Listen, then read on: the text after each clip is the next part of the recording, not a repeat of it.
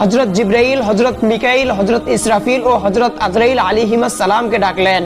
অতঃপর আল্লাহ রাব্বুল আলামিন হযরত জিবরাইল আলাইহিস সালামকে নির্দেশ দিলেন, হে জিবরাইল, তুমি যাও জমিন থেকে মাটি সংগ্রহ করো, আমি সেই মাটি দ্বারা আমার একজন বান্দা ও প্রতিনিধি সৃষ্টি করব। আল্লাহ রাব্বুল আলামিনের এই নির্দেশ পেয়ে হযরত জিবরাইল আলাইহিস সালাম পৃথিবীর জমিনে চলে আসলেন। এরপর মাটি নেওয়ার জন্য তিনি পৃথিবীর জমিনে হাত রাখলেন।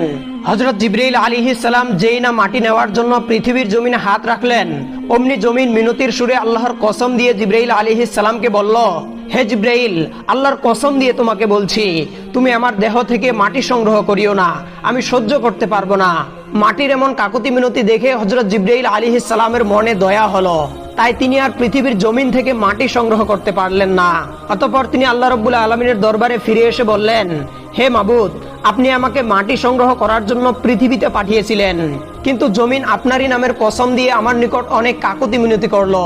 তার এমন রোনাজারিতে আমার মনে তার প্রতি দয়া হলো, তাই আমি আর তার বুক থেকে মৃত্তিকা সংগ্রহ করতে পারলাম না। হে মাবুদ, আপনি আমাকে এই অপরাধের জন্য ক্ষমা করুন। হযরত জিবরাইল আলাইহিস সালাম মাটি সংগ্রহ করতে অক্ষমতা প্রকাশ করায় আল্লাহ রাব্বুল আলামিন মিকাইল আলাইহিস সালামকে নির্দেশ দিলেন, হে মিকাইল, জিবরাইল তো আমার আদেশ পালন করতে পারলো না, সে পৃথিবী থেকে মাটি সংগ্রহ করতে পারলো না, এবার তুমি যাও পৃথিবী থেকে মাটি সংগ্রহ করে নিয়ে আসো, আমি সেই মাটি দ্বারা একজন মানুষ বানাবো, যেই মানুষ পৃথিবীতে